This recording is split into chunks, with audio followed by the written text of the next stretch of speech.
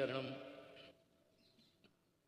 भक्तवांछा कल्पतरु भक्तवत्सल शरणागत वत्सल श्री जानकी नाथ जी की अहेतु की अनुकंपा से श्री रेवरी अग्र स्वामी जी की रसोपासना स्थली में जहां विराजमान होकर वे नित्य विहार का अनुभव करते थे, उस स्थल में पहली बार आज सत्संग का समायोजन हो रहा है।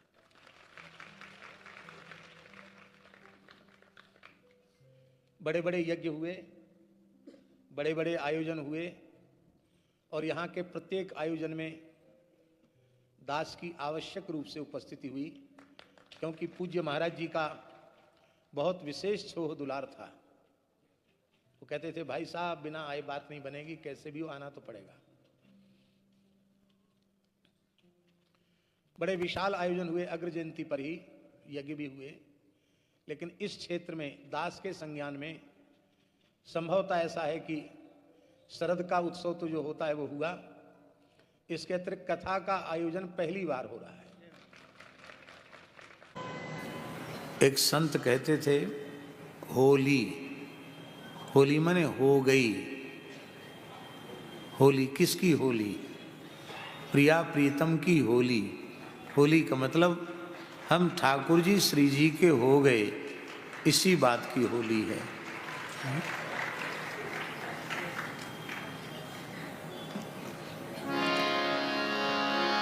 जो लोग मोबाइल में निकालना जानते हैं, वो गीता ऐप, गीता सेवा ऐप जो गोरखपुर का है, उससे गोरखपुर के सभी ग्रंथ उस पर आ जाते हैं। तो गीतावली बालकांड पद संख्या 107 सुनाएंगे। तो इस गीतावली के प्रेरक भी ठाकुर जी हैं। तब गोस्वामी जी ने बालकांड से लीलाओं का स्मरण होने लगा, लिखने लगे और ठाकुर जी को पद सुना देते, और ठाकुर जी याद करके दूसरे दिन सुना करके नया पाठ दूसरे दिन के लिए फिर ले लेते। जब तक गीतावली चली है, नित्य ठाकुर जी पधारे हैं, नित्य नया पद लिखा है और नित्य ठाकुर जी ने आकर सुनाया। एक दिन का पाठ जैसे विद्यार्थी दूसरे दिन सुनाता है, ऐसे ठाकुर जी ने सुनाया। और जब गीतावली संपूर्ण हुई तो दोनों बालक बैठे बैठे अंतर्धान हो गए। तब सरकार का वियोग व्याप्त हुआ, आप रुदन करने लगे, जय जय नित्य कृपा करते थे। तब ठाकुर जी ने कहा, गीतावली मेरा रसमय स्वरूप है। तो यह एकमात्र ग्रंथ है जिसे ठाकुर जी ने अपने श्रीकंठ से गाया है। इसलिए तुलसी साहित्य को क्षीर समुद्र की उपमा दी गई है। और उस क्षीर सिंधु से निकला हुआ मक्खन क्या है? तो महाराज जी, ये क्षीर सिंधु से निकला हुआ माखन गीतावली है। और इस माखन को तपा करके जो घी निकला है वो श्री विनय पत्रिका है। क्योंकि विनय पत्रिका सिद्धांत है ना, ये माखन है। तो माखन चोर सबसे ज्यादा प्रसन्न इसी से होंगे कि इस पद का भोग लगाओ। बड़े दुख की बात है, इस समय राम कथाएं तो हो रही हैं, लेकिन प्रायः लोग गीतावली की चर्चा नहीं करते हैं।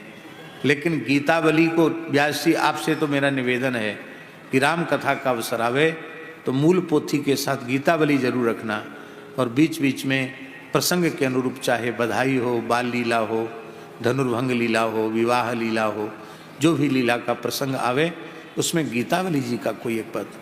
तो सोने में सुगंध का काम गीतावली जी का पद करता है। दास के मन में तो जब गीतावली का पाठ करते हैं तो ऐसा भाव जगता है, जैसे ठाकुर जी ने कृपा करके विनय पत्रिका को क्रमशः पूरा प्रवचन करवाया, ऐसे ही कभी अवसर आवे तो श्री गीतावली का क्रमशः प्रवचन करेंगे। मानस जी उसमें प्रधान गीतावली रहेगी, मानस को मिलाकर गीतावली का प्रवचन। बोलो श्री सीताराम जी महाराज की जय। कमर कस लीजिए, अब ठाकुर जी की लीला होगी, कम से कम 2 घंटा होगी, इससे कम नहीं होगी।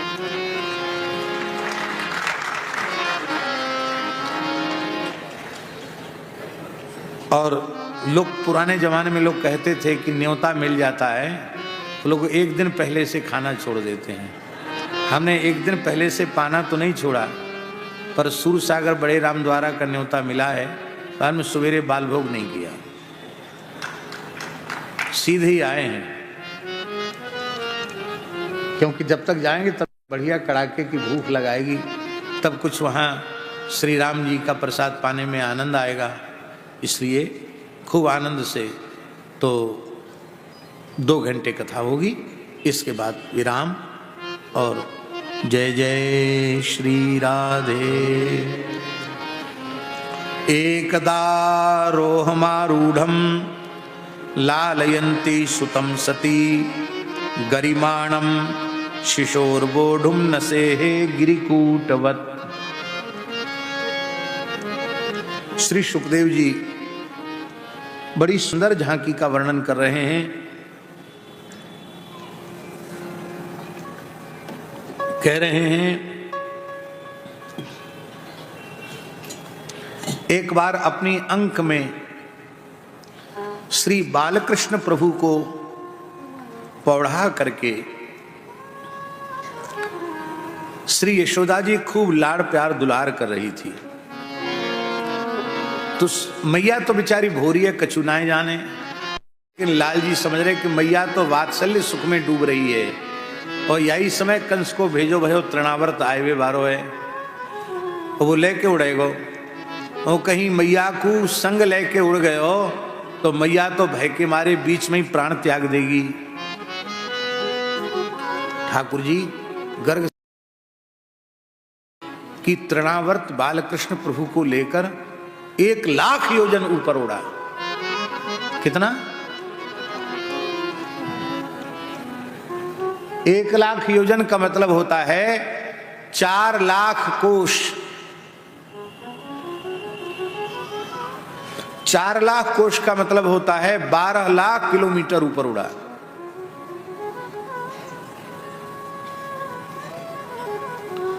और ये दैत्य बड़े शक्तिशाली होते हैं, थोड़ी ही देर में उड़ गया। अब आप विचार करो, इतनी तेजी से मैया को लेकर उड़ता तो मैया जीवित रहती।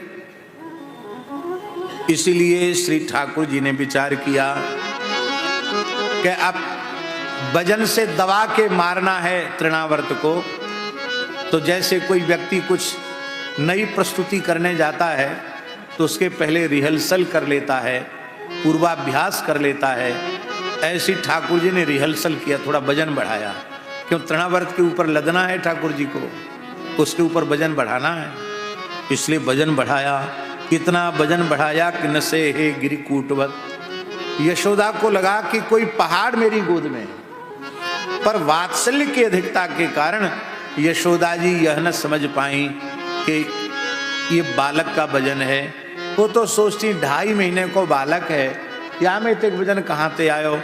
मैं बहुत देर से अपनी गोद में पौढ़ाए के स्तनपान करा रही हूँ, लाड़ प्यार दुलार कर रही हूँ, तो हमारो पाम सोए गयो होएगो। ऐसा हो जाता, पैर वजनदार भारी हो जाता है, पैर सो जाता है। कभी पैर सोया है आप लोगों में से किसी का? केवल 1-2 ही लोगों ने हाथ खड़ा किया। किसी? अरे वाह,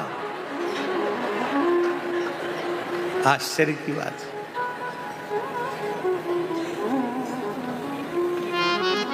आप चाह कर भी पैर बढ़िया से सो जाए तो आप उठा के यहां से वहां नहीं रख सकते, फिर पीटना पड़ता है, थोड़ा ठोकना पड़ता है, ऐसे ऐसे करना पड़ता है, रक्त संचार हो जाता है, फिर धीरे धीरे तब पैर आप रख सकते हैं।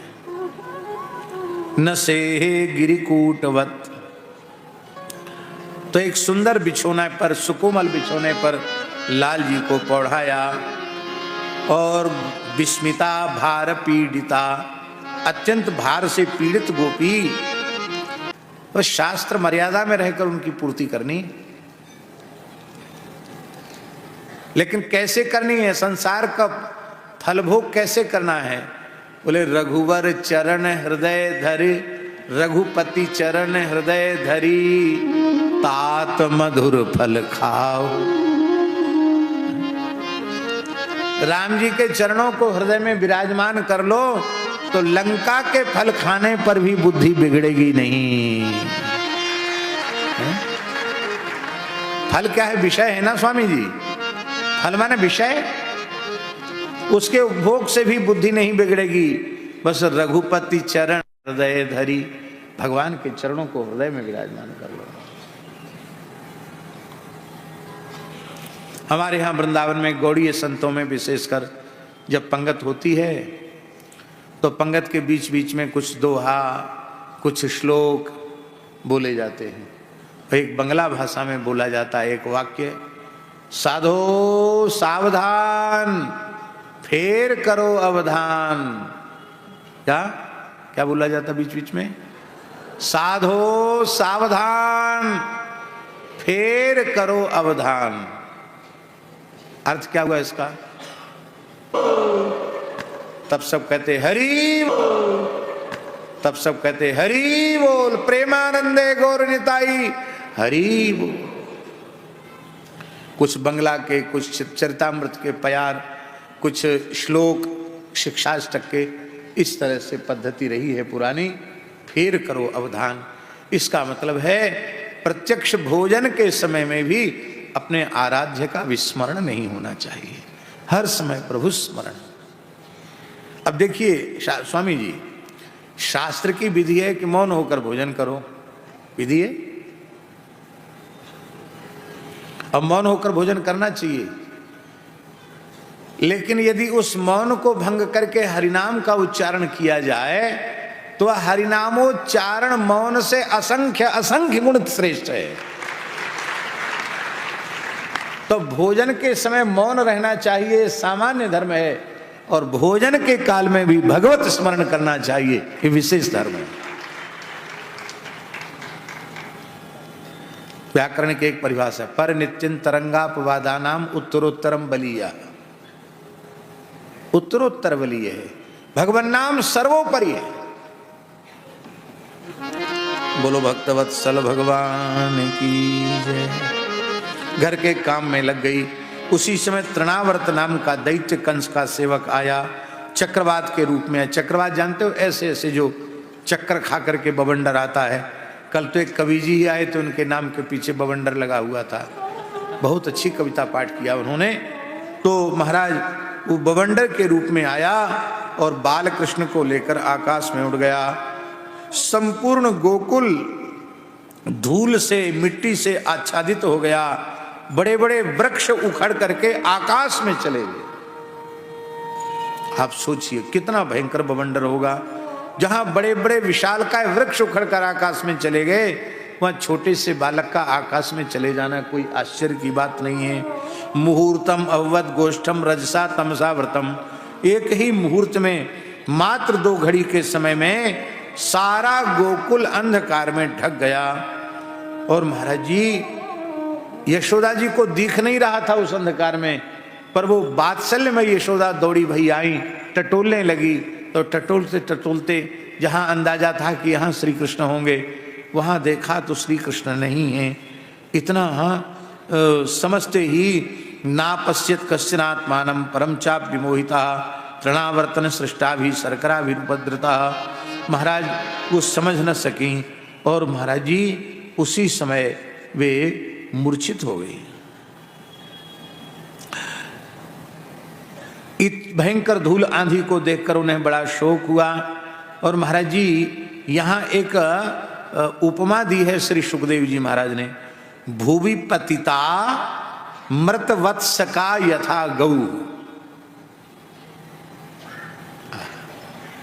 जैसे किसी हाल की ब्याई हुई गाय का बछड़ा सहसा मृत्यु को प्राप्त हो जाए, तो गाय पहले तो जोर जोर से डकारती है करुण स्वर में, फिर कांप थर थर कांप करके बेहोश होकर खुद गिर जाती है। यही दशा श्री यशोदा जी की हो गई। भगवान को अनंत आकाश में 12 लाख किलोमीटर ऊपर ले गया। जब तक भगवान को ऊपर ले जाता गया तब तक भगवान ने कुछ नहीं किया, और जब ऊपर 12 लाख किलोमीटर ऊपर पहुंच गया, थोड़ी देर में पहुंच गया, तो भगवान ने इतना अधिक वजन अपना बढ़ा दिया कि वो जितने वेग से गया था उससे व्यास जी चौगुने वेग से नीचे आने लग गया। ध्यान में ही बात, कोई वस्तु पर 4 सेर की वस्तु है और 400 क्विंटल वजन आ जाए एक साथ, तो कितनी तेजी से ऊपर से नीचे आएगी। तो भगवान उसका जो भार है उससे सैकड़ों गुणागार भार भगवान का हो गया, और वो जितनी तीव्र गति से ऊपर उससे अधिक तीव्र गति से नीचे आने लग गया। वो मन में सोचने लग गया कि मेरी गति कुंठित कैसे हो गई, इस छोटे से बालक में इतना वजन कहाँ से हो गया। अब तो महाराज उसके प्राण रुधने लगे, तो वो ऐसे करके छुड़ाने लग गया कि मेरे गले से ये छूट जाए किसी तरह से। लेकिन महाराज जी, ये ठाकुर जी जिसके गले आते हैं फिर उसको छोड़ते नहीं हैं। बोलो भक्तवत्सल भगवान की जय। गले गृहीत उत्सृष्टुम नासकनोदद्भुतार्भकम। हमारे लाल जी की पकड़ बड़ी मजबूत है। पूतना की छाती पकड़ी, जब तक वह को कल्याण नहीं भयो तब तक छाती नहीं छोड़ी, और इसका गला पकड़ा, जब तक इसको गोलोक नहीं भेज दिया तब तक गला छोड़ा ही नहीं। ऐसी बढ़िया पकड़ है। हम कहते, हे ठाकुर जी, हे गोपाल प्रभु, हम सबके गले आप पड़ जाएं। हम तो आपको अनंत जन्मों से छोड़े बैठे हैं, पर आप हमें न छोड़ें। हम तो आपको भूले बैठे हैं, पर आप हमें न भूलें। पुराने संत गले में ठाकुर जी को रखते थे। आपने स्वामीनारायण परंपरा का देखा है? स्वामीनारायण परंपरा के जो आचार्य श्री स्वामीनारायण, उनका जो नीलकंठ वर्णी स्वरूप है, उस नीलकंठ वर्णी स्वरूप में उनके गले में एक शालिग्राम जी बंधे हुए हैं, और उसी स्वरूप से उन्होंने सर्वत्र विचरण किया। कंठ में शालिग्राम को पधराने की विधि है, पर सबके लिए नहीं है। कोई महापुरुष, कोई समर्थ गुरुजन आज्ञा कर दें और प्रदान कर दें तो बात अलग है, बाकी सबके लिए वह विधि नहीं है कि हर समय कंठ में ठाकुर जी को धारण करें। हमारे यहाँ कहते हैं, गले में तुलसी मुख में राम, हृदय विराजत शालिग्राम। सिया हरि नारायण गोविंद भज रामा कृष्ण गोविंद। तो पहले ठाकुर बटुआ शालिग्राम जी का 4 संप्रदाय के संत रखते थे, वैष्णव संत रखते थे, और उसको गले में एक बटुआ में यहाँ लगे रहते थे। स्नान आदि के समय बटुआ खोल करके रख दिया, और फिर पूजा की और पा लिया। कैसे? शालिग्राम जी की सेवा कितनी बड़ी है जानते हो? बड़ी में तो कोई उसका और छोर नहीं, कितनी बड़ी है। और सबसे छोटी सेवा कितनी है? बोले धो के पी लो और दिखा के खा लो। धो के पी लो, चरणामृत ले लो, और जो कुछ आवे और भोग लगा के पा लो, बस इतने से ही राजी। और कोई उपचार ना भी हो तो कोई बात नहीं। हमारे वेंकटेश स्वामी जी बैठे हैं, लिंगायत परंपरा में भी कंठ में शिवलिंग धारण करते हैं, और नित्य प्रति स्नान के बाद उनको स्नान कराना, बिलपत्र चढ़ाना, चरणामृत लेना, फिर गले में पुनः उनको बांध लेना। ये पुरानी परंपरा है।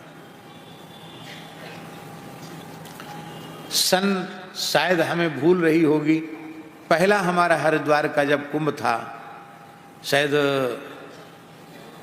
88-89 की बात, नहीं 98 की बात होगी शायद। 98 में था क्या? 97 में था। 97 में था हरिद्वार कुंभ। तो रामनवमी तक तो हम पहाड़ी बाबा खाकशौक में ही थे, क्योंकि पुजारी थे। तो रामनवमी का मुख्य उत्सव छोड़ के कैसे जाए? रामनवमी की, और फिर रात में रोडवेज बस चलती है। ऐसी होती थी यात्राएं हम लोगों की। अब तो गुरुओं ने इतना भजन किया है कि उसका फल भोगते भोगते हम आगा नहीं रहे हैं। हम तो भोजन करते करते भी परेशान हैं। ऐसा समझो। तपस्या है गुरुओं की, माल छान रहे हैं हम लोग। तो पहले यात्राएं 82-80 होती थी, रोडवेज उसमें चढ़ गए, टेम्पू कर लिया, रिक्शा में बैठ गए, ऐसी यात्रा होती थी। दास की भी खूब हुई, महाराज जी भी खूब हुई। कहाँ गाड़ियाँ थीं? गांव देहात में जाओ तो वहाँ तो गाड़ी थी नहीं। हम जिस गांव में पैदा हुए उस काल में, उस गांव में एक मोटरसाइकिल नहीं थी। ये साइकिल तो थी, तो मोटरसाइकिल गांव से जब निकलती थी तो मोहल्ले के बच्चे दौड़ते थे, फटफटिया आई फटफटिया। वो फटफटिया देखने के लिए महाराज जी वो तो दौड़ के चली गई, और बच्चे छोटे छोटे दौड़ के फटफटिया आई फटफटिया। और हवाई जहाज की आवाज सुनाई पड़ती तो कहते चील गाड़ी आई चील गाड़ी, उसको चील गाड़ी बोलते थे। समय बहुत बदल गया। तो रोडवेज बस से जाना था हरिद्वार। आरती के बाद शायद रात्रि को 10 बजे की बस थी, तो भगवान की शयन हो गई, आरती हो गई, शयन हो गई। शयन के बाद मैंने महाराज जी को साष्टांग किया, महाराज जी अब आज्ञा हो तो हरिद्वार जाना है। बोले ठाकुर जी ले लिए। हमने कहा महाराज जी ठाकुर जी तो पहले ही पहुंच गए, करीब 15 दिन पहले पहुंच चुके हैं ठाकुर जी, शालिग्राम जी ठाकुर जी पहुंच गए। चला बकबक करता है, समझता नहीं है कुछ भी, बकबक करता है, बकबक करता है। उनके सामने बोलने की हिम्मत तो किसी की नहीं थी। मैं एक बार बोला हाथ जोड़ के, महाराज जी ठाकुर जी तो पहले चले गए। चला बकबक करता है, समझता कुछ नहीं है। और तुरंत उन्होंने गोविंद गोपाल कहते हुए तुरंत उन्होंने बाल्टी अपने हाथ से खींची, कुआं से अपने हाथ पैर धोए, और ठाकुर जी शयन हो गए थे। बोले अभी नींद नहीं लगी होगी ठाकुर जी की। हम मंदिर खोल दिया, भीतर चले गए। भीतर गए, एक शालिग्राम जी लेके आए। वो जान के नहीं लाए थे कि हम कौन शालिग्राम जी, पर एक शालिग्राम जी पर उनका हाथ पड़ा लेके, अरे बोले ये तो मूल पुरुष पहाड़ी महाराज के शालिग्राम जी हैं जो उनकी जटाओं में विराजते थे। नरसिंह जी हैं ये बच्चा, नरसिंह जी। बोले अब यही आ गए तुम्हारे पास, कोई बात नहीं, इनको गले से बांध करके जाओ, क्योंकि साधु बिना ठाकुर सेवा के नहीं चलते हैं। और एक मलमल के कपड़ा में तुलसी दल पुष्प पधरा के उसी में शालिग्राम जी को पधरा दिया, मेरे गले से बांध दिया। ऐसा गले से बांधा कि ठाकुर जी ऐसे गले पड़ गए कि हमको लगता है गुरुजनों ने ठाकुर जी को गले से बांधा है। तो अब ठाकुर जी किसी जन्म में भी गला छोड़ने वाले नहीं। ठाकुर सेवा हमारी बड़ी है, लेकिन इस बार छोटी ठाकुर सेवा आई है, क्योंकि वृंदावन से ठाकुर जी को बहुत दिन हो गए थे, इसलिए सब ठाकुर जी वृंदावन पहुंचा दिए। पर वो नरसिंह जी जो मूल पुरुष पहाड़ी बाबा के जो गुरुदेव ने गले से बांधे थे, वो आज भी विराज रहे हैं। ठाकुर जी गले पड़ जाए। अब तो प्राचीनता की सुरक्षा भी एक संकट हो गया, इसलिए मेरी संतों से प्रार्थना है कि अपनी परंपरा के जो गुरुजनों से संस्कार मिले हैं उनका त्याग न करें। राम प्रसाद जी, अब संतों में राजस्थान में विशेष हैं संत, पर कोई बाल कटिंग करा रहा है, कोई दाढ़ी बना रहा है, कोई लंगोटी की जगह कच्छा पहन रहा है। ये बहुत गलत चीज है। जब हम लोग भेष लेते हैं तो भेष में कुर्ता पैजामा देते हैं गुरुजी, की चड्डी बनियान देते हैं, कि कच्छा देते हैं, कि लंगोटा देते हैं, क्या देते हैं बोलो? हम लोग पुराने साधु कहते थे ना, लंगोटी ले लिया, लंगोटी देते थे। किसी भी संप्रदाय में महाराज जी विरक्त वेश के समय शिलावस्त्र नहीं दिया जाता है। इसका मतलब बाद में शरीर की आवश्यकता के अनुसार लोग सिला कपड़ा ले लेते हैं। वस्तुतः हमको जो गुरु प्रदत्त वेश है वो वही है जो गुरु जी ने दीक्षा के समय दिया था।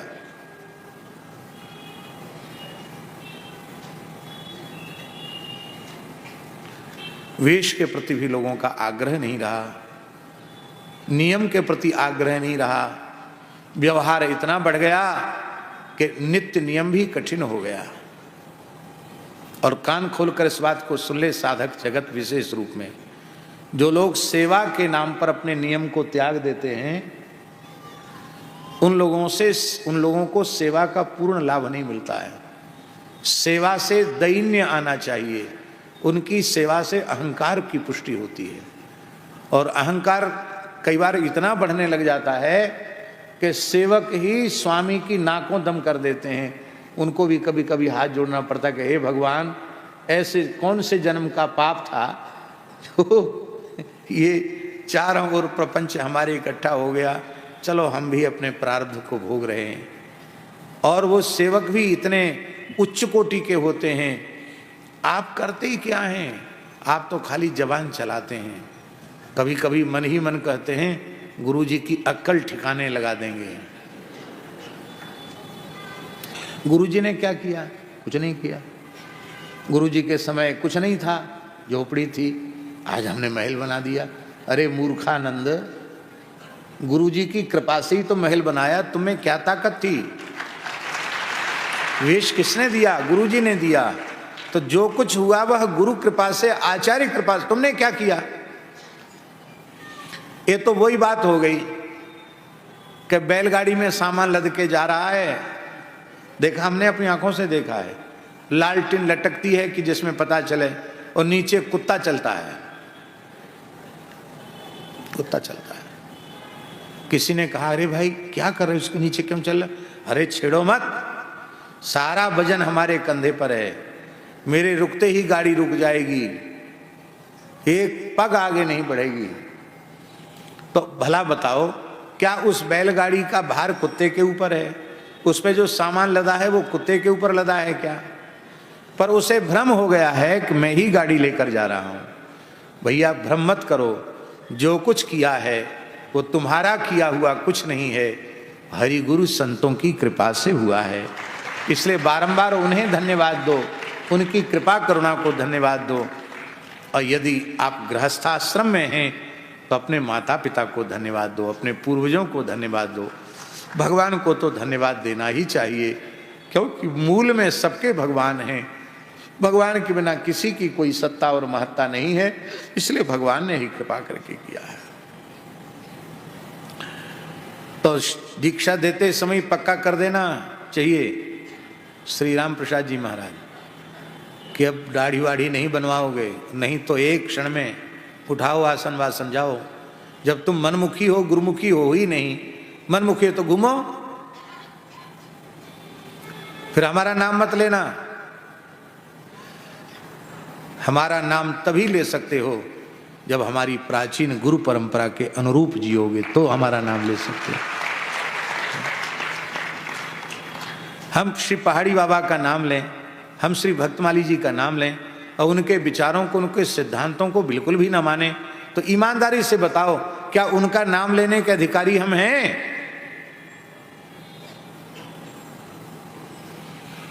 ठाकुर जी गले पड़ गए, हम भी प्रार्थना करते हैं ठाकुर जी गले पड़ जाएं। और एक बात कहने में तो थोड़ा संकोच होगा, हमने व्यास जी की माता जी से सुना था, बहुत पहले सुना था, पूरी बात याद नहीं है। कहाँ कहीं मेला में गए थे देखने के लिए, वहां से ये कितनी अवस्था थी जिस समय गोपाल जी लेके आए हैं? 7वीं 8वीं में पढ़ते थे। इसका मतलब है कि 11 वर्ष से अधिक की आयु नहीं, 11-12 वर्ष से अधिक की आयु नहीं रही होगी, हैं? 13 साल की उम्र थी और मेला देखने गए। उस मेला में और कुछ पसंद नहीं आया, श्री राधा गोपाल प्रभु पसंद आए। और उस आयु में हमारे राधा कृष्ण जी ठाकुर जी को लेके आए। श्री जी आ गई, ब्याह हो गया, अब घर जमाई बन के रहेंगे।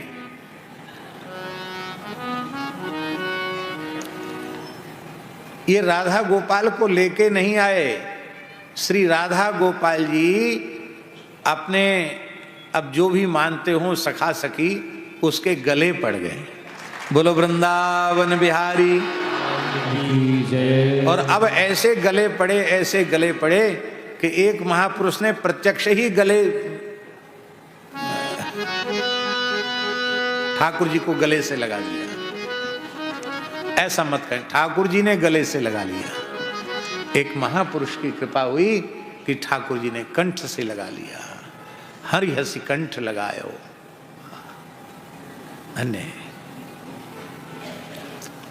कोई भी व्यक्ति जिसके द्वारा राष्ट्र में, समाज में कोई एक विशेष कार्य हो रहा है, उस व्यक्ति को स्वयं को पता नहीं कि वह कौन है,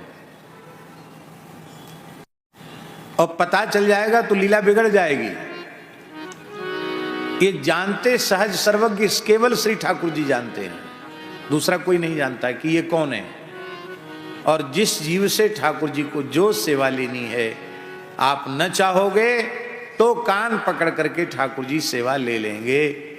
इसलिए दास तो इस निर्णय पर पहुंचा है कि अपने आप को पूरी तरह ठाकुर जी के सुपुर्द कर दो। कोई संकल्प विकल्प मत करो, जहां रखें जैसे रखें, बस अपनी शरण में रखें, अपना बना करके रखें। हम तो भूले हुए हैं, पर ये कृपा करके हमें न भूले। जय जय श्री राधे। गले गृहीत उत्सृष्टुम नासकनो दद्भुतार्भकम् गलग्रहण निश्चेष्टो दैत्यो निर्गत लोचन अव्यक्तरावो न्यपतत सहबालो व्यसुर्व्रजे सहबालो व्यसुर्व्रजे। व्यासी ठाकुर जी को इतने ऊंचाई तक ले जाने में तृणावर्त को कितना समय लगा था? 2 घड़ी लिखा है भागवत में। एक मुहूर्त, मुहूर्त माने 2 घड़ी। 24 मिनट की 1 घड़ी होती है, 2 घड़ी का अर्थ 48 मिनट का समय लगा है। तो स्वाभाविक है 48 मिनट का समय लगा, तो उससे कम समय तो लौटने में नहीं लगेगा।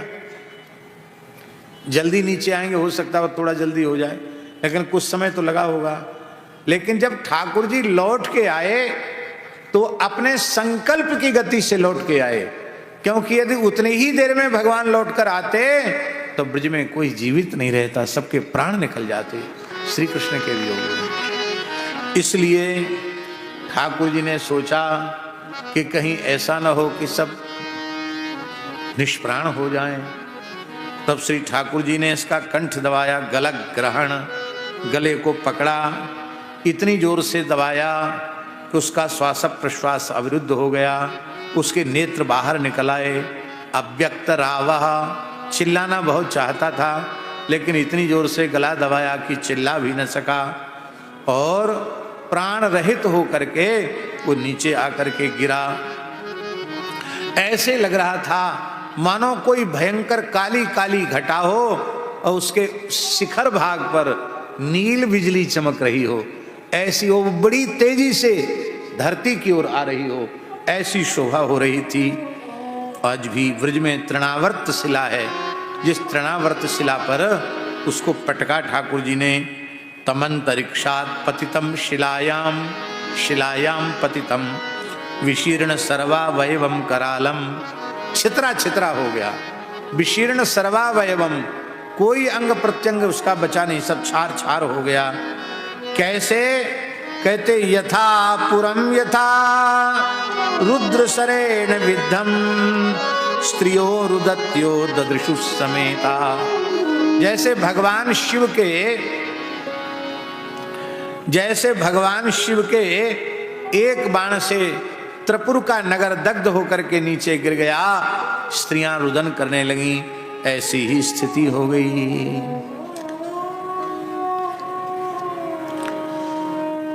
आहा, गोपियों ने बालकृष्ण को उठाया। यशोदा जी तो अचेतनावस्था को प्राप्त हो गई है।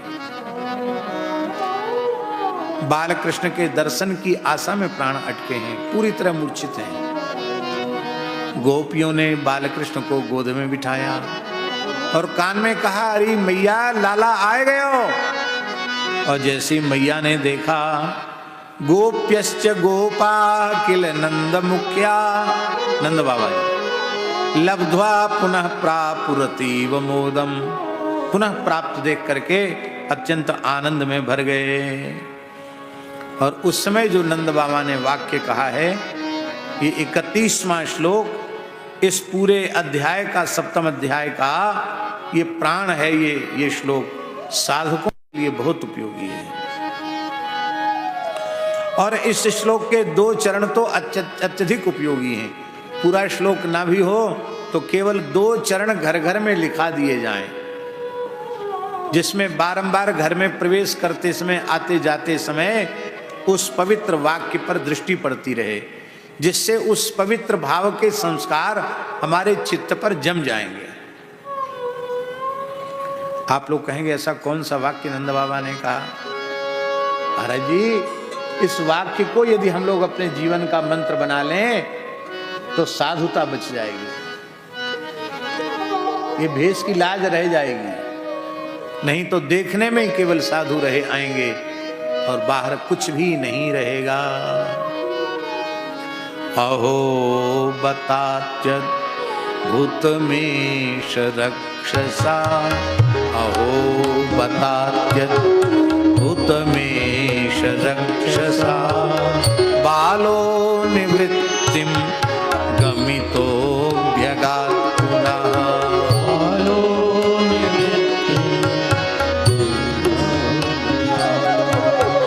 हिंस्रः स्वपापे न विहिंसितः खलः, हिंस्रः स्वपापे साधु समत्वे न भयात् विमुच्यते, साधु समत्वे साधु समत्वे न भयात् विमुच्यते, साधु समत्वे न भयात्, साधु समत्वे न भयात् विमुच्यते, साधु समत्वे न भयात् विमुच्यते। नंद बाबा ने कहा, देखो भैया ब्रजवासियों, या बालक को जब सो प्राकट्य भयो है, जन्म भयो है, तब सो लेके अब तक यहाँ पे बड़े बड़े मृत्यु संकट आए, मृत्यु जैसे संकट या बालक पे आए। बड़े बड़े असुर यहाँ आए, कंस के भेजे भये, और बिन ने अपनी पूरी शक्ति लगाए के लाला को समाप्त करवे को प्रयत्न कियो, पर वे सफल ना है सके। जो लालाए मारवे आए वे खुद ही मर गए।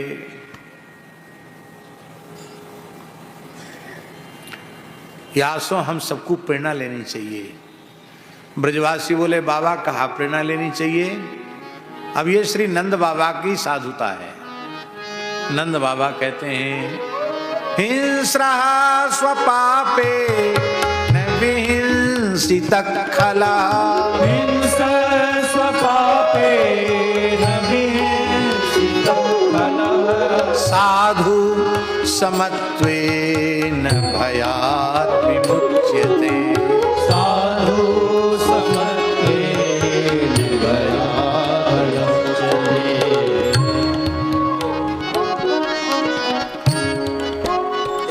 हिंसक अपनी हिंसा के पाप से समाप्त हो जाता है।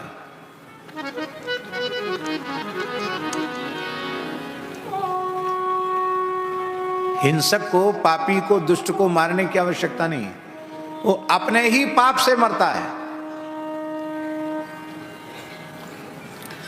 किसी माट में व्यास जी मलमूत्र भरा हो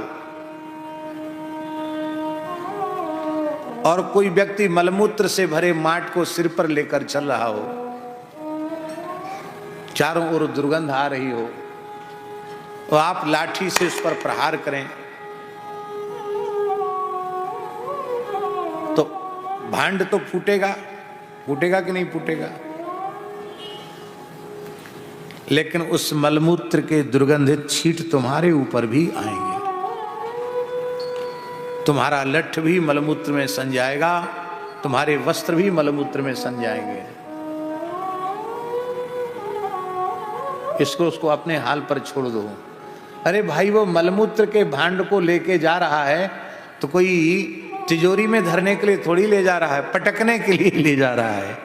जहां पटकेगा वहां चला जाएगा। तुम क्यों गंदगी अपने ऊपर ले रहे हो?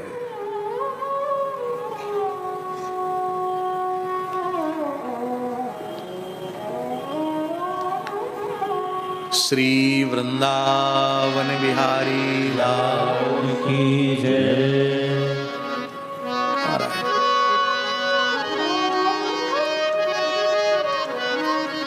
वयोवृद्ध ज्ञान वृद्ध संत पूज्य स्वामी श्री विवेकानंद जी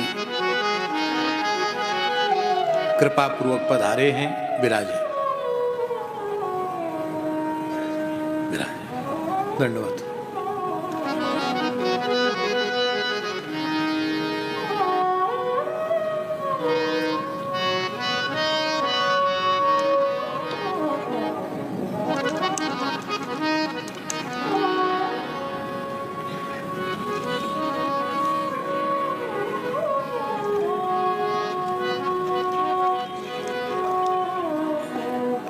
दुष्ट ने व्यासी दुष्ट ने अपनी दुष्टता नहीं छोड़ी और साधु ने अपनी साधुता छोड़ दी,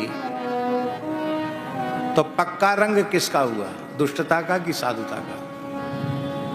दुष्टता का रंग पक्का हुआ। अब सही सही बात बताओ, दुष्टता का रंग पक्का होना चाहिए कि साधुता का रंग? दुष्ट ने दुष्टता नहीं छोड़ी और साधु ने साधुता छोड़ दी। साधु की साधुता क्या है? समता। साधु में साधुता समता है। समता माने समान रूप से जड़ चेतन में संपूर्ण सृष्टि में अपने आराध्य उपास्य प्रभु का अनुभव करना।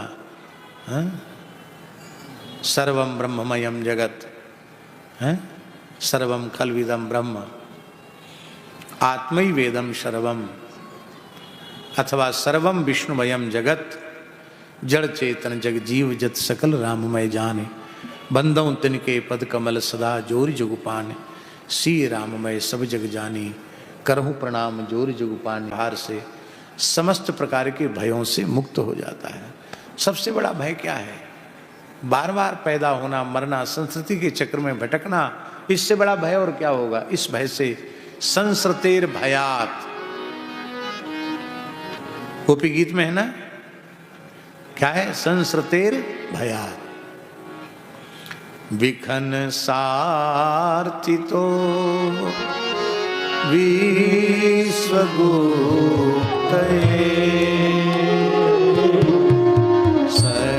सकलदेवा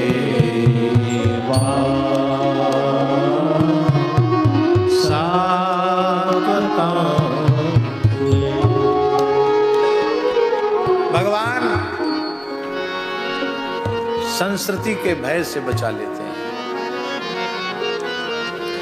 बहुत से लोग कहते हैं कि दुष्टों के साथ तो दुष्टता करनी पड़ती है। क्यों? दुष्ट और सज्जन एक साथ रह ही नहीं सकते। बरभलवास नरक खरताता, दुष्ट संगजन देव विधाता। अब हम एक बात आपसे पूछ रहे हैं, भगवान कहते दुष्टों के बीच में भी आप सज्जन बन के रह सकते हो। कैसे? परम साधक श्री विभीषण जी के विचार सुनिए। सुनहु पवन सुतरनी हमारी, सुनहु पवन सुतरनी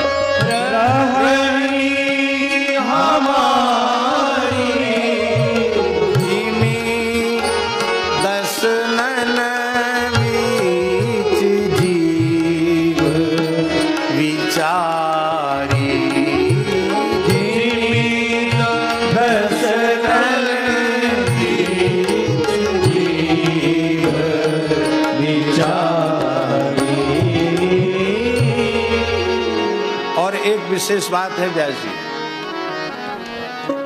संख्या सज्जनों की बहुत कम होती है, सदा से ही कम रही है। संख्या में दुष्ट ही ज्यादा होते हैं, सज्जन बहुत कम होते हैं।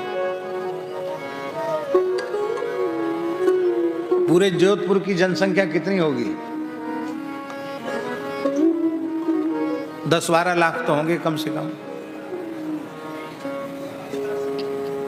कितना है महाराज जी? 3 लाख, 20 लाख हैं, 35 लाख। चलो, अधिकस्य अधिकम फलम।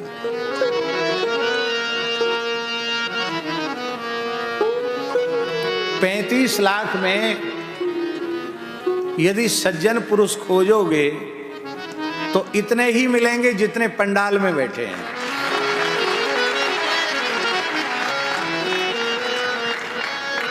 हमारा मतलब ये मत समझ लेना कि हम जो पंडाल में नहीं उनको गाली दे रहे हैं ऐसा अर्थ मत लगा लेना।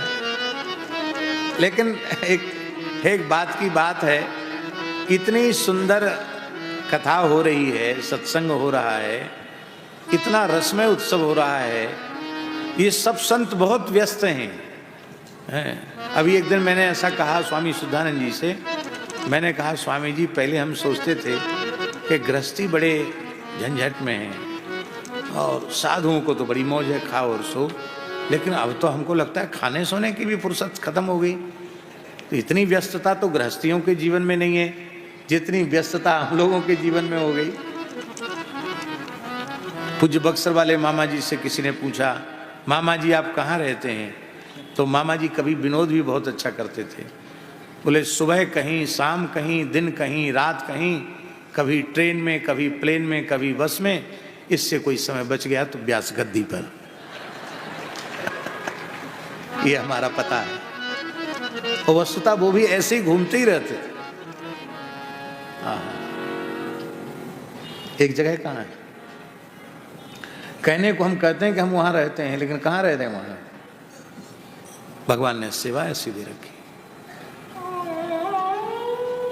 तो इतने लोग, हम ये नहीं कहते कि जो नहीं आए हैं वो सज्जन नहीं है, क्योंकि आजकल तो लोग अपने घर बैठ के भी यूट्यूब के माध्यम से सुन लेते हैं, वो हम नहीं कह रहे हैं। लेकिन भैया प्रत्यक्ष बैठकर श्रवण का जो सुख है वो मशीन से, यंत्र के माध्यम से सुनने का वो सुख नहीं हो सकता है। वो सामने बैठ करके सुनने का आनंद है, वो एक अलग ही है। फोन में हमको कई बार लोग पूज्य स्वामी अखंडानंद जी महाराज की कथा, पूज्य करपात्री जी की कथा और श्री बक्सर वाले मामा जी की कथा लगा देते हैं, कभी स्वामी जी का प्रवचन भी लगा देते हैं, और उसी समय फोन आ गया। अब वो कोई जरूरी फोन आ गया, जरूरी फोन को मतलब किसी महापुरुष का फोन आ गया। अब एक तो वो कट गई, घंटी बजती, वो कथा कट गई। वो कथा कटने के बाद उन्होंने फिर फोन कर दिया, फिर कोई व्यक्ति मिलने आ गए, फिर कोई प्रपंच हो गया। तो कथा में विक्षेप बहुत है, पर यहाँ आकर कथा सुनने बैठ गए तो अब कोई विक्षेप नहीं है। सज्जनों की संख्या कम होती है, दुष्टों की संख्या अधिक होती है। पर फिर भी सज्जन पुरुष दुष्टों के बीच में अपना निर्वाह कर लेते हैं। कैसे? जैसे जिह्वा दांतों के बीच में निर्वाह करती है। अच्छा एक बात बताओ, मुख में जिह्वा पहले आई कि दांत?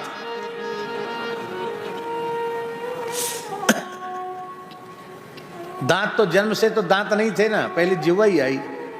जन्म के साथ जिह्वा पैदा हुई और मरते समय दांत रहे कि नहीं रहे? अब असमय में मर गया हो तब तो दांत रहेंगे, और नहीं पूरा बूढ़ा हो के मरे तो मुंह में दांत नहीं रहते। इसका मतलब है कि दुष्टों का काल बहुत थोड़ा होता है।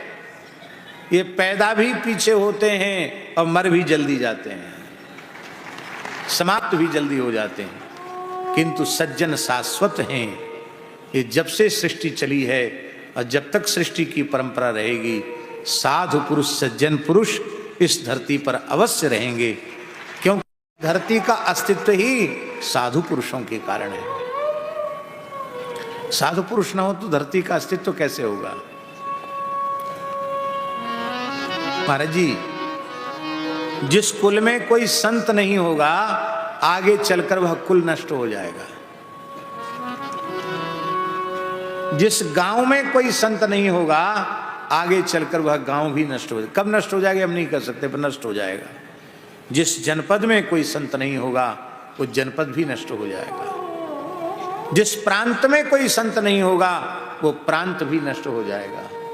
जिस देश में कोई संत नहीं होगा वह देश नष्ट हो जाएगा। और जिस दिन धरती पर संत नहीं होगा ये धरती ही नष्ट हो जाएगी। सज्जनों के कारण, साधु पुरुषों के कारण, हरि भक्तों के कारण इस जगत का अस्तित्व है। इसलिए साधुओं में कहावत प्रसिद्ध है, आग लगी आकाश में। धरती पर आग लगी तो आप बुझा सकते हैं, पर आग लगी आकाश में, झरी झरी गिरत अंगार।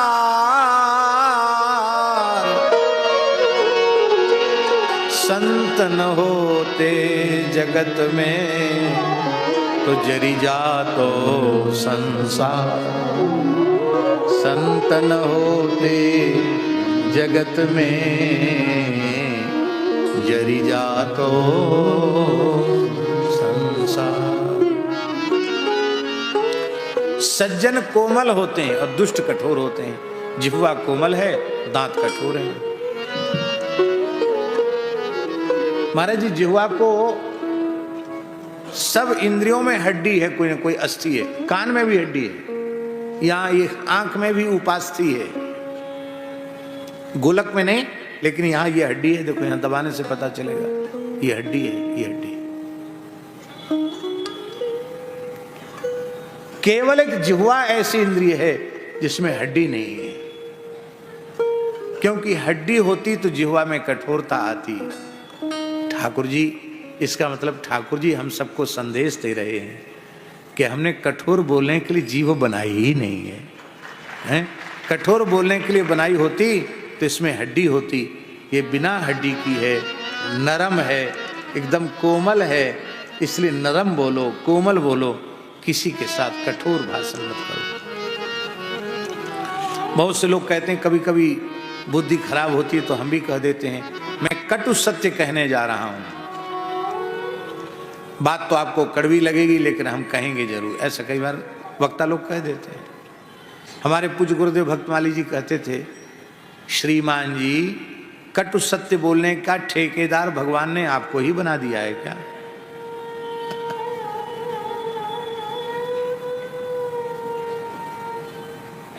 एक बात तो ये कहते थे महाराज जी, दूसरी बात ये कहते थे कि श्री शंकराचार्य जी महाराज साक्षात शिव रूप थे, श्री रामानुजाचार्य साक्षात शेषावतार थे, श्री रामानंदाचार्य साक्षात राम जी, श्री निम्बार्क भगवान साक्षात सुदर्शन चक्र, श्री मध्वाचार्य जी, श्री विष्णु स्वामी आचार्य जी, श्री वल्लभाचार्य जी, ये जितने भी आचार्य हमारे हैं ये सबके सब भगवद रूप हैं कि नहीं? और सबने प्रकट होकर के उस काल में धर्म की रक्षा की। लेकिन कलयुग को किसी ने बदला क्या?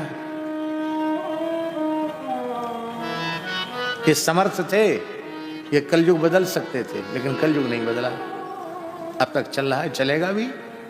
क्यों नहीं बदला कलयुग?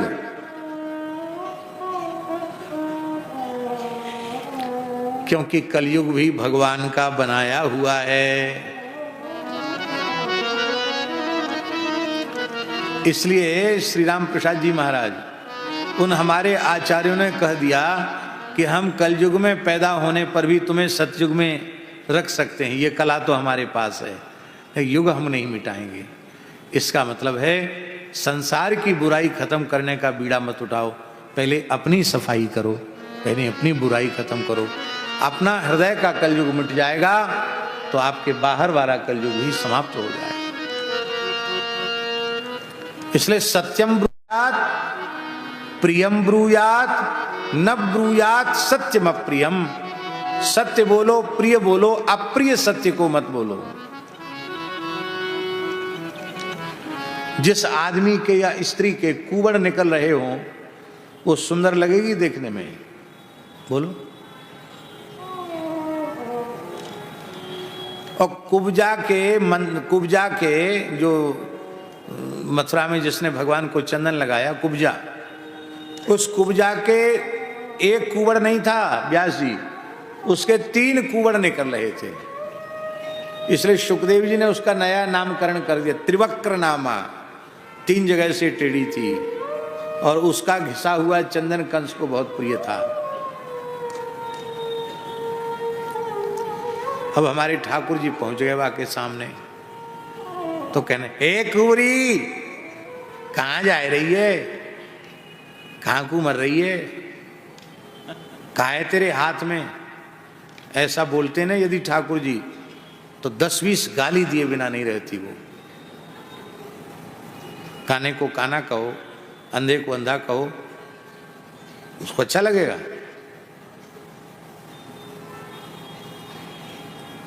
ठाकुर जी ने क्या कहा? सुंदरी कहा। क्या कहा? उस कुबड़ी को ठाकुर जी ने सुंदरी का, सुंदरी तुम कहां जा रहे हो भैया, कहां थे सुंदरी है गई है? पर बोलना सिखाते हैं भगवान। मैं, अरे सुंदरी ये चंदन लेकर कहां जा रही हो? तो उसने क्या उत्तर दिया? दास्यस्मि हम सुंदर कंस सम्मता। हे सुंदर, मैं कंस की दासी हूं। तुमने सुंदरी कहा तो उसने तुम्हें सुंदर कह दिया। और वो कहते कुबड़ी तो कहते तुम अपनी तरफ देखो, तुम भी तो 3 जगह से टेढ़े हो, तुम कौन से सीधे साधे हो? बोलो भक्तवत्सल भगवान की। इसलिए बुरे को भी बुरा मत कहो। किसी गिरे हुए व्यक्ति को देख करके भी उसकी निंदा मत करो। हमारे जूनागढ़ वाले महाराज जी पूज्य स्वामी श्री अभिराम दास जी महाराज थे, बड़े विद्वान थे। हमारे श्री स्वामी विवेकानंद जी तो उनसे परिचित होंगे, काशी में उन्होंने अध्ययन किया था। हाँ, बहुत अच्छे विद्वान थे, व्याकरण के बहुत अच्छे विद्वान, वेदांत के बहुत अच्छे विद्वान थे, और विनोदी स्वभाव के थे, हंसाते खूब थे। बचपन में हमने उनके मुख से एक वाक्य सुना था, वो पूरा याद नहीं है लेकिन जितना याद है उतना हम सुना देते हैं। मत हंसो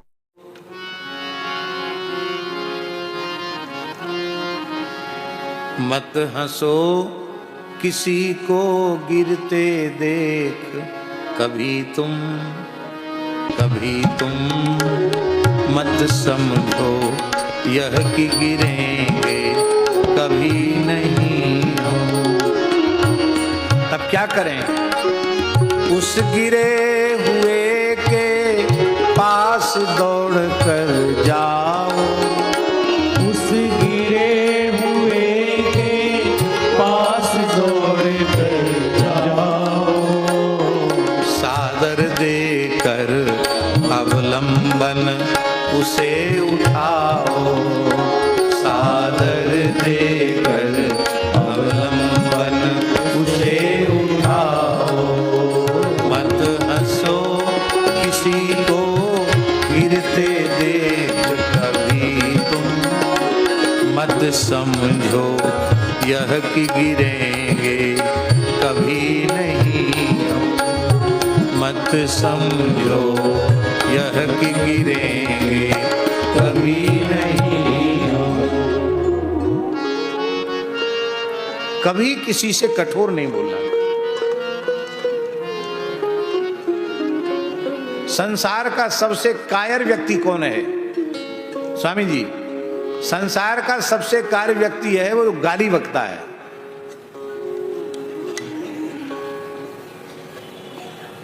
हनुमान जी ने किसी को गाली दो, बताओ, एक थप्पड़ जमाया। गाली दी किसने? लंकनी ने। मोर हार जहां लगी चोरा। एक कहां जा रहा है चोर? हनुमान जी चुप, वो कह सकते थे कि चोटिन की सरदार, तू कहा हमको चोर बता रही? कुछ नहीं बोले। मुठिका एक महाकपि हनी, एक घूसा जमाया, रुद्र में धरनी ठनमनी, रक्त निकल गया, दूषित विरक्त हो गई, बुद्धि शुद्ध हो गई। बोली तात स्वर्ग अपवर्ग सुख, धैर्य तुला एक अंग, तूलन ताहि सकल मिल, जो सुख लव सत्संग। हमारे इस उपदेश का मतलब यह मत समझ लेना कि गाली न दे के सीधे घूसा मारो, ये अर्थ नहीं लगा लेना। ये पावर राम जी ने तुमको दिया हो तो प्रहार करो, पावर यदि नहीं दिया है तो प्रहार मत करो। स्वामी जी, पुलिस को वर्दी मिलती है, उसको पावर मिलता है। आप पुलिस की देखा देखी डंडा चलाने लगोगे, जेल जाओगे। वो जेल नहीं जाता डंडा चलाने के बाद में, क्योंकि उसकी चपरास है, उसको पावर मिला हुआ है।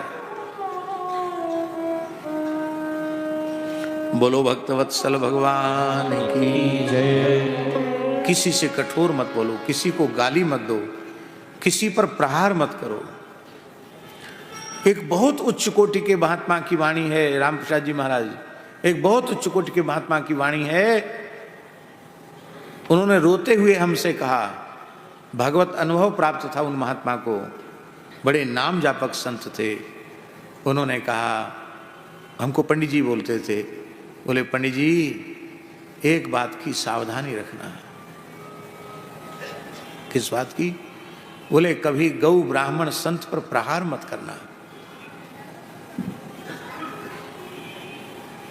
मेरे जीवन में एक गलती बनी। एक महात्मा प्रेम के आवेश में मंदिर में घुसने लगे, गर्भगृह में। बोले हम पुजारी थे, जवान थे, पहलवान जैसा शरीर था, गुस्सा आई। तो बोले मैंने लात मारी उनको, भीतर न घुसे इसके लिए। अपना बायां पैर उठाया, लात मारी। फिर वो उठा तो ऐसे हाथ मारा, हाथ और लात दोनों का प्रयोग किया, मतलब ये समझो। बोले बाद में वो तो खैर नहीं घुसे, मंदिर तो बच गया। लेकिन बोले आज इस अवस्था में जब शरीर वृद्ध हो गया तो मैंने जीवन में अपने कोई पाप नहीं किया, लेकिन एक साधु पर पैर चलाया, हाथ चलाया, तो देखो बच्चा ये मेरा लकवा में ये हाथ भी चला गया, ये पैर चला गया। आज हमको सेवकों का मुख देखना पड़ता है। एक संत ने रोते हुए कहा, महाराज जी वृंदावन की घटना, इसलिए किसी साधु पर हाथ नहीं उठाना, किसी ब्राह्मण पर हाथ नहीं उठाना, किसी गाय पर हाथ नहीं उठाना, सहन करना। अरे साधु, गौ ब्राह्मण साधु नहीं, किसी प्राणी पर आप हाथ क्यों उठाते हो? अन्नदान, जलदान, भूदान, स्वर्णदान, ये सब बहुत श्रेष्ठ हैं। पर महाभारत में लिखा है सर्वोपरि दान अभय दान है। संसार के सभी प्राणियों को अपने आप से अभय कर देना, किसी को भयभीत न करना। महाभारत में लिखा है अहिंसा सर्वभूतानाम यथा माता तथा पिता। जो अहिंसक है, मनवाणी क्रिया से किसी की हिंसा नहीं करता है, उस मनुष्य को भगवान का दर्जा प्राप्त हो जाता है। तो सर्वभूतानाम यथा माता तथा पिता, वो संपूर्ण प्राणियों का पिता माता है। उस संपूर्ण प्राणियों के पिता माता तो भगवान है, वो भगवान के ही समकक्ष हो जाता है। किसी प्राणी से करो, यही है साधुता, यही है समत्व। इस प्रकार के स्वभाव से साधु अपने जीवन को पवित्र बना लेता है, आदर्श बना लेता है, और दुष्ट अपनी दुष्टता के पाप से ही मर जाता है। दुष्ट पीछे पैदा होते हैं और पहले चले जाते हैं। दांत दो बार निकलते हैं व्यास जी, एक बार दूध के दांत गिरते हैं, फिर एक नए दांत आते हैं। जब दांत निकलते तब बच्चे को कितना कष्ट देते हैं। लोग पूछो बच्चा क्यों कमजोर हो गया? बोले इसके दांत निकल रहे हैं। दांत निकलते तो बार बार लूज मोशन होता, दस्त होता छोटे बच्चों के। और जब फिर दूध के दांत टूट के नए दांत निकलते हैं तो बच्चे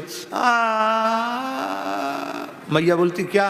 दाढ़ पिरा रही है, दाढ़ में दर्द हो रहा है।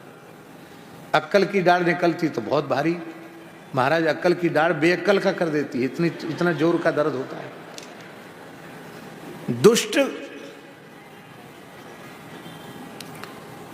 दुष्ट कष्ट देने के लिए ही पैदा होते हैं,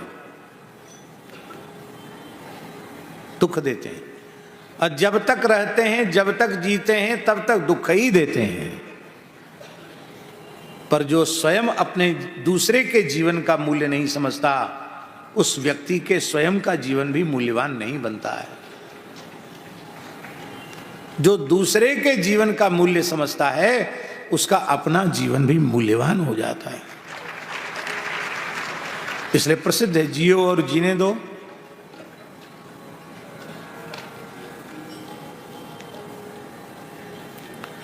एक सच्ची घटना है। एक बहुत भारी बदमाश था, इधर फर्रुखाबाद क्षेत्र की बात है। बड़ा भारी बदमाश था, नामी गामी बदमाश था। किसी भी अधिकारी, ऑफिसर, मंत्री, संतरी, सेठ, साहूकार किसी से नहीं डरता। पुलिस भी उससे थर थर कांपती थी। जिससे जो कह दे उसको उतना देना पड़ता था। इतना भारी बदमाश था। खुला घूमता था, पुलिस की हिम्मत नहीं उसको पकड़े। एक ढाबे पर बैठकर चाय पी रहा था और एक कोई परदेसी की गाड़ी अयोध्या जा रही थी। सच्ची घटना है स्वामी जी। तो वो भी चाय पीने के लिए उसने गाड़ी खड़ी करी। तो वो बदमाश चाय पी के उठा। वो गाड़ी वाले व्यक्ति से बोला, ए किसकी गाड़ी है? बोले मेरी है। सस्ता जमाना था, ये घटना लगभग 35-40 साल पुरानी होगी। बोले 10,000 रुपये ला। क्या कहा उसने? 10,000 रुपये ला। बोले किस बात के? बोले ये बात मुझसे मत पूछ, ये ढाबे वाले से पूछ ले। पूछा ढाबे वाले से कि ये 10,000 रुपये किस बात के मांगे जा रहे हैं? उसने धीरे से कहा, अपने जीवन की सुरक्षा चाहते हो तो जो मांग रहा है वो दे दो। तुम पे नहीं है तो हमसे लेके दे दो, दे दो। कितने मर्डर कर चुका है, धीरे से कहा। ये बात सुन के वो व्यक्ति हंसा। बोला भाई साहब 10 नहीं 20 देंगे आप जैसे। आप वाह, क्या कहना, क्या पर्सनालिटी है आपकी, क्या बढ़िया हैं आप। आपको कम क्यों देंगे, हम ज़्यादा देंगे। तो भाई साहब हमको भी चाय पी लेने दो। चाय पी लिया। चाय पी के गाड़ी तक गया। बोले भाई थैले से उठाता हूँ पैसा। और थैले से रिवाल्वर निकाली और तड़ तड़ तड़ करके वहीं उसको ढेर कर दिया। वो समझ नहीं पाए कि मुझे के ऊपर प्रहार करेगा। वो भी लोडेड लिए हुए था रिवाल्वर, लेकिन उसकी लोडेड रिवाल्वर धरी की धरी रह गई। कार में से तुरंत थैले में से पिस्तौल निकाल कर वहीं ढेर कर दिया। ढेर किया और गाड़ी में बैठा हो गया। प्रहलाद जी की स्तुति में एक वाक्य आता है स्वामी जी, मोदेत साधुरपि वृश्चिक सर्प हत्या। बिच्छू और सर्प मर जाते हैं तो सज्जन पुरुष भी दुख नहीं करते, प्रसन्नता व्यक्त करते हैं, चलो मर गया अच्छा हुआ। दुष्ट व्यक्ति के मरने से किसी को पीड़ा नहीं होती। कौन रिपोर्ट करने वाला था? पुलिस तो पहले ही चाह रही थी कि आतंक मचा रखा है। मर गया, न कोई कार्रवाई हुई, फूंक ताप दिया, जो हुआ सो हुआ, खत्म हो गया।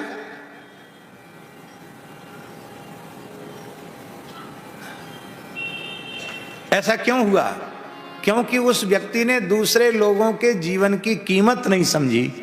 दूसरों के जीवन की कीमत नहीं समझते, तुम्हारे अपने जीवन की क्या कीमत होगी? भारतवर्ष धर्म प्राण देश है और इस पवित्र देश में हिंदू धर्म, वैदिक सनातन संस्कृति अब तक जीवित है। इतना लंबा गुलामी का समय इस संस्कृति को मिटा नहीं पाया, जबकि तलवार की धार पर इसको मिटा करके इस देश का इस्लामीकरण करना चाहते थे वे लोग, विदेशी आक्रांता। लेकिन वे खुद ही मिट गए, समाप्त हो गए। भारत आज तक अपने गौरव में, अपने अतीत के स्वरूप में आज भी भारत विद्यमान है। और आप हमारी बात को मानेंगे तो नहीं, एक समय ऐसा आएगा, केवल हिंदू शक्ति को संगठित होने की आवश्यकता है कि भारतवर्ष का शासन पूरी धरती पर होगा। पर इसके लिए समाज से द्वेष, हिंसा, घृणा, इसकी भावना को समाज से दूर करना पड़ेगा। अभी 2 दिन पहले स्वामी श्री प्रणवानंद जी महाराज ने एक बहुत अच्छी बात कही। उन्होंने कहा कि हमारे यहाँ संकल्प में ब्राह्मण जब संकल्प पढ़ते तो शर्मा बोलते, क्षत्रिय संकल्प पढ़ते तो बर्मा बोलते, वैश्य संकल्प पढ़ते तो गुप्त बोलते, दास संकल्प पढ़ते तो अपने को, शूद्र संकल्प पढ़ते तो दास कहते। तो बड़गलाने वालों ने उनको बड़गला दिया, देखो तुमको दास बना के रखा है। बोले हमारे पूर्व जमाने में सैकड़ों वर्ष पहले, 1000-1500 साल, 2000 साल पहले जब से लोगों ने इन्हें बड़गलाना शुरू किया, उस समय हमारे संतों ने क्रांति की। बोले तुम दास हो तो हम भी दास हैं।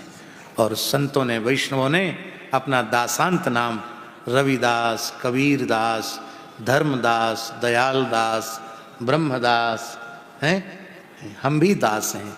अरे भाई, ये जगत भी तो जगन्नाथ का स्वरूप है। तुम सारे जगत रूप जगन्नाथ की सेवा कर रहे हो, हम साक्षात जगन्नाथ की सेवा कर रहे हैं।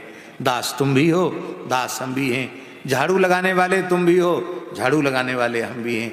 हम मंदिर के भीतर झाड़ू लगा रहे हैं, आप मंदिर के बाहर के परिसर को स्वच्छ कर रहे हैं। पुण्य दोनों का एक जैसा है। वर्णाश्रम व्यवस्था के मूल स्वरूप का आदर करते हुए द्वेष और घृणा, इसको समाज से मिटाना चाहिए। हिंदुओं का संगठित होना बहुत जरूरी है। हिंदू कौन है? वर्णाश्रम व्यवस्था को मानने वाले तो हिंदू हैं ही। हमारा सिख समुदाय वो भी हिंदू है ऐसा नहीं, वो तो हिंदू धर्म के प्रधान रक्षक हैं। सिख परंपरा के 10 गुरुओं के चरणों में अत्यंत कृतज्ञता के भाव से हम साष्टांग प्रणाम करते हैं, जिन्होंने उस भयंकर काल में इतने संघर्ष झेलकर, इतनी यातनाएं सहन करके वैदिक हिंदू सनातन संस्कृति को बचा करके रखा। गुरु तेग बहादुर जी का बलिदान, पूरे के पूरे गुरु जी के परिवार का बलिदान सामान्य घटना है क्या? आज उनके बलिदान की बदौलत हम लोग बैठ करके यहां कथा सुन रहे हैं जगन्नाथ सत्संग मंडपम में।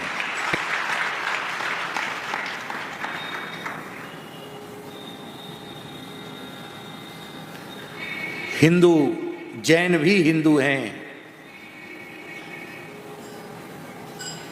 क्योंकि अहिंसा, सत्य, अस्तेय, शौच, इंद्रिय निग्रह, जो 10 धर्म के लक्षण मनु जी ने स्वीकार किए हैं, वे ही 10 धर्म के लक्षण जैन और बौद्ध भी स्वीकार करते हैं। इसलिए जैन बौद्ध भी हिंदू हैं। वर्णाश्रम व्यवस्था मानने वाले हम लोग भी हिंदू हैं, सिख भी हिंदू हैं। और हम भगवान से प्रार्थना करते हैं व्यास जी कि जैन, बौद्ध, सिख और हिंदू ये सब मिलकर अपने को हिंदू कहने लगे, हिंदू हृदय से स्वीकार करने लगे कि बाद में हम बौद्ध हैं, पहले हम हिंदू हैं, बाद में हम जैन हैं, पहले हम हिंदू हैं, बाद में हम सिख हैं, पहले हम हिंदू हैं, बाद में हम अमुक तमुक हैं, पहले हम हिंदू हैं। इस गौरव में यदि हिंदू समाज जीने लग जाए तो आज भी पूरे संसार पर शासन सनातन धर्म का चलेगा, हिंदू धर्म का चलेगा। लेकिन यहां लोग बटे हुए हैं, राष्ट्र हित का विचार ही लोगों में नहीं है। कई बार स्वामी जी हमारे मन में आता है, जैसे भागवत की कथा, रामचरितमानस की कथा, अन्य पुराणों की कथा होती है, ऐसे ही लोगों में राष्ट्र भक्ति जगह, इसके लिए भी कथाएं होनी चाहिए और उन राष्ट्र भक्तों के चरित्र सुनाए जाने चाहिए। जिसमें राष्ट्र भक्ति नहीं है उसमें भगवत भक्ति भी नहीं है। सच्चा राष्ट्र भक्त ही सच्चा राम भक्त है, क्योंकि राष्ट्र माने राम और राम माने राष्ट्र। इसलिए राम भक्त और राष्ट्र भक्त में अंतर नहीं है, कृष्ण भक्त में और राष्ट्र भक्त में अंतर नहीं है, क्योंकि श्री कृष्ण ही राष्ट्र हैं और राष्ट्र ही श्री कृष्ण है। छत्रपति शिवाजी महाराज ने राम जी का सदाचार, राम जी का शील अपने जीवन में अपनाया और श्री कृष्ण की चतुराई, उनकी कुशलता उन्होंने अपनाई और उस औरंगजेब के दांत खट्टे कर दिए उन्होंने। मुगल काल में स्वतंत्र हिंदवी राज्य की स्थापना की घोषणा कर दी उन्होंने। ये कोई सामान्य बात है क्या? हिंस्रस्वपापेन विहिंसितः खलः साधु समत्वेन भयात् विमुच्यते। दुष्ट ज्यादा होते हैं, सज्जन कम होते हैं। इसका मतलब ये मत समझना कि सज्जनों की शक्ति कमती है। हाँ, सज्जनों की शक्ति कमती नहीं है।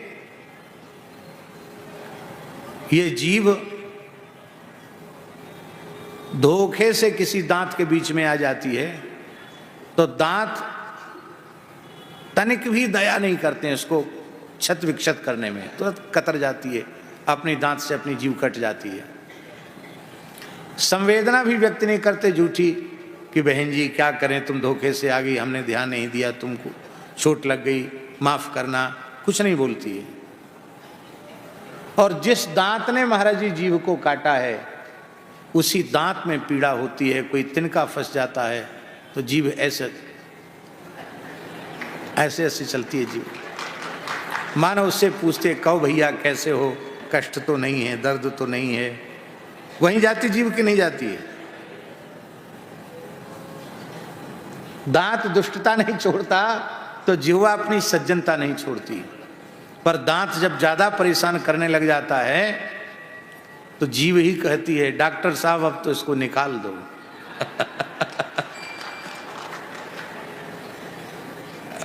और डॉक्टर साहब नहीं, अरे डॉक्टर की क्या जरूरत है, बढ़िया मजबूत रविंद्रानंद जी जैसे हमारे कोई मजबूत संत हों, उनको कोई, इनको तो शायद गुस्सा नहीं आता होगा, लेकिन रविंद्रानंद जी जैसे कोई संत हों, उन संत को कोई क्रुद्ध कर दे उटपटांग बोल के, तो कस के एक घूंसा जड़ देंगे ना तो सारी बत्तीसी का ऑपरेशन हो जाए, सब बत्तीसी निकल के बाहर हो जाए। तो जिस व्यक्ति को लोग कठोर समझते हैं उसमें शक्ति कम है, जो नम्र है उसमें शक्ति अधिक है, उसमें सरलता सहजता की शक्ति है। इसलिए अपने स्वभाव का त्याग नहीं करना चाहिए। इतना बढ़िया वाक्य ठाकुर जी, हमको तो इस पर बहुत विचार उठते हैं कि घर घर में लिखा देना चाहिए। दुष्ट अपनी दुष्टता से समाप्त हो जाता है, सज्जन पुरुष अपनी सज्जनता से, समता से, समस्त प्रकार के भयों से मुक्त हो जाते हैं। ऐसा वाक्य हिंदी में लिखाकर श्री सुखदेव जी ऐसा लिखा देना चाहिए, अथवा श्री नंद बाबा ऐसा लिखा देना चाहिए।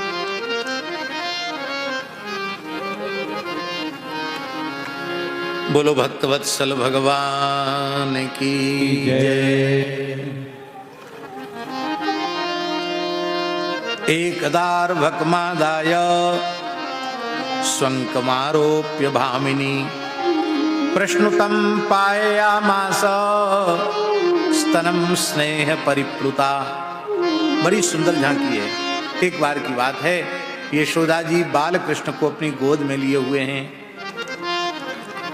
और वे बाल कृष्ण प्रभु को दूध पिला रही है। लेकिन दूध पिलाने में एक विशेषण दे रहे हैं सुखदेव जी, प्रश्नुतम।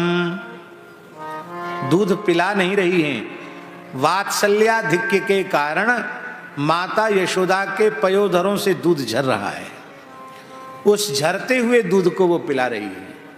महाराज जी इतना दूध झर रहा है, इतना दूध झर रहा है कि छोटे से लाला के मोहड़े में अट नहीं रहा है, तो कपोलों से बह करके और माता की जंघा को गीला कर रहा है, वस्त्र को गीला कर रहा है, अभिषेक कर रहा है।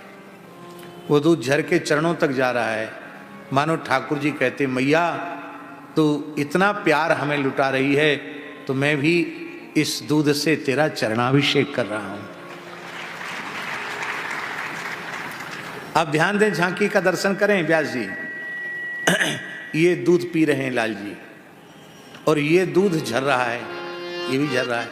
ये झर रहा है इसलिए कि हमको भी पियो। तो अभिमृशन आचार्यों ने लिखा है चंपू में श्लोक, स्वामी जी, अभिमृशन। उस दूसरे पयोधर पर बालकृष्ण ने अपना हाथ रखा है, उसको ऐसे ऐसे कर रहे हैं। क्यों कर रहे हैं अभिमृशन? इसलिए मानो कह रहे हैं कि दोनों स्तनों पर मेरा ही अधिकार है। अभी इसको पिया है, अब इधर इस करवट से जब दाहिनी जंघा पर मस्तक होगा, बाईं जंघा पर मस्तक है तो बाएं पयोधर को पिया, और दाहिनी जंघा पर मस्तक होगा तो दक्षिण पयोधर का पान करेंगे। अब जो पयोधर से दूध झर रहा है, जिस पर हाथ का स्पर्श कर रहे हैं, उसके बिंदु श्री कृष्ण के श्रीअंग पर गिर रहे हैं। इसलिए दुग्धपान और दुग्धाभिषेक दोनों की एक साथ झांकी हो रही है। अब क्या कहें, कोई उपाय नहीं है, इसलिए नीलकमल और नीलमणि कह दिया जाता है। पर नीलमणि की कांति भी विलज्जित हो रही है और नील कमल का सौकुमारी सौंदर्य सौरभ्य भी विलज्जित हो रहा है श्री कृष्ण के श्रीअंग के समक्ष। ऐसे अभिषेक हो रहा है। स्तनम स्नेह परिप्लुता, स्नेह परिप्लुता, वात्सल्य सिंधु में स्वयं यशोदा डूब गई है। ये कब से पिलाना शुरू किया? सवेरे सवेरे से पिलाना शुरू किया। भोर में उठते ही लाल जी रोए और मैया आंगन में आ गई, दूध पिलाने लगी। अब दिन चढ़ाया, आंगन में सूर्य नारायण आ गए, तब मैया को होश आया। अब तक तो मैया की भाव समाधि लग गई थी, अब होश आया, अरे सिधौसी ते लालाए दूध पिवाए वो आरंभ कियो, और देख तो देख री सखी दिन चढ़े आयो। कहीं ऐसो न होए कि इतेक देर सो ये लाला दुग्ध पान कर रहे हो है, याकू अजीर्ण है जाए, अपच है जाए। भावग्राही जनार्दना, जब तक ये भाव नहीं आया था मैया के, तब तक ठाकुर जी पी रहे थे। जैसे ही ये भाव आया कि ठाकुर जी ने पीना बंद कर दिया, दूध पीना बंद कर दिया, क्योंकि भावग्राही जनार्दना। अयोध्या के पूज्य संत श्री गोपालाचार्य जी महाराज, जिनके प्रति मैं हृदय से श्रद्धा से गुरुभाव स्वीकार करता हूं, ऐसे पूज्य श्री स्वामी संत गोपालाचार्य जी महाराज, उनकी जन्मदात्री माता, वो भी परम सिद्ध भक्ता थी। वात्सल्य भाव उनको इतना सिद्ध था राधा कृष्ण जी कि कनक बिहारी सरकार ने 9 वर्ष तक उनकी गोद में पौड़ करके दूध पिया। कितने वर्ष तक? कैसे पिया? वो रोज मानसी में जाती थी, जैसी मानसी में जाती कि साक्षात लाल जी आ जाते और दूध पीने लग जाते। एक दिन ठाकुर जी बोले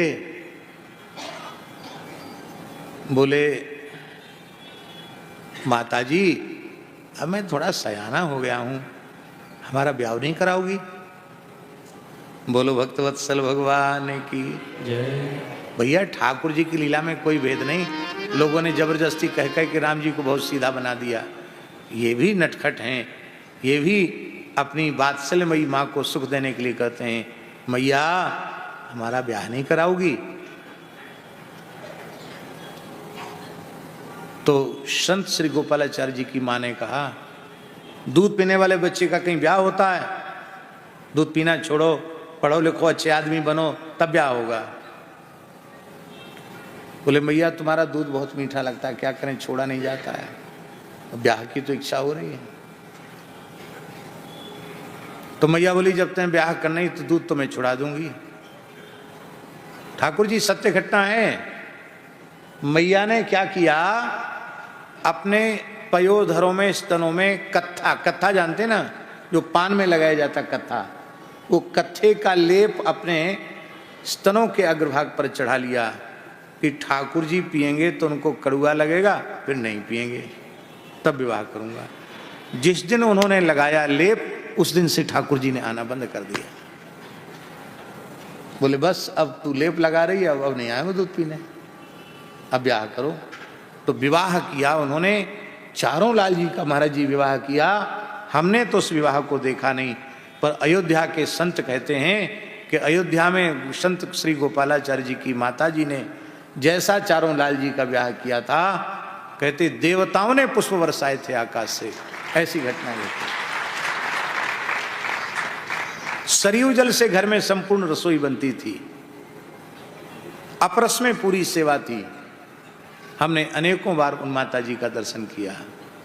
एक बार हमने माता जी से हंसते हुए पूछा, माता जी आप खुद रसोई बनाती हैं, 4 बहुएं हैं, 4 लड़के हैं आपके, 4 बहुएं समझ गए, सीता जी, उर्मिला जी, मांडवी जी, सुतकीर्ति जी, राम लक्ष्मण भरत शत्रु, 4 लाल हैं, 4 लली हैं, तो आपको फिर भी बुढ़ापे में काम करना पड़ता है।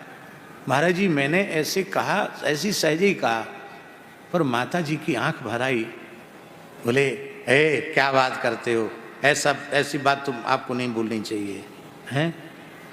बोले ये फूल से भी अधिक सुकुमारी हैं। कौशल्या ने कभी दिया की बत्ती आगे बढ़ाने की बात नहीं कही हैं। पलंग पीठ तज गोद हिंडोरा, सीन दीन पग अवन कठोरा। उनसे काम बस बहू रानी को देख देख के मौज लेती हूँ, आनंद में रहती हूँ, इसको कुछ नहीं करने देती। हमारे शरीर में बुखार था और बड़ी छावनी में, श्री रघुनाथ दास जी की बड़ी छावनी में अयोध्या जी में पूज्य श्री स्वामी रामानुज प्रपन्नाचार्य गुरु जी की कथा हो रही थी। हमारे पूज्य गुरुदेव भक्तमाली जी भी पधारे थे। कार्तिक का महीना था तो अक्षय नवमी पर बड़ी परिक्रमा होती है अयोध्या जी की। वृंदावन मथुरा से बड़ी है अयोध्या की परिक्रमा। तो हमारे मन में भी उत्साह हुआ कि इस बार उपस्थित हैं तो कर लें। अब बुखार है, शरीर भी कमजोर है, क्या करें कैसे करें। तो महाराज जी बोले श्री संत गोपालाचार्य जी से आशीर्वाद ले लो, उनके यहाँ से लोग जा रहे हैं, उनके साथ चले जाना। हमने कहा ठीक है। जय हो गोपराज विराजो।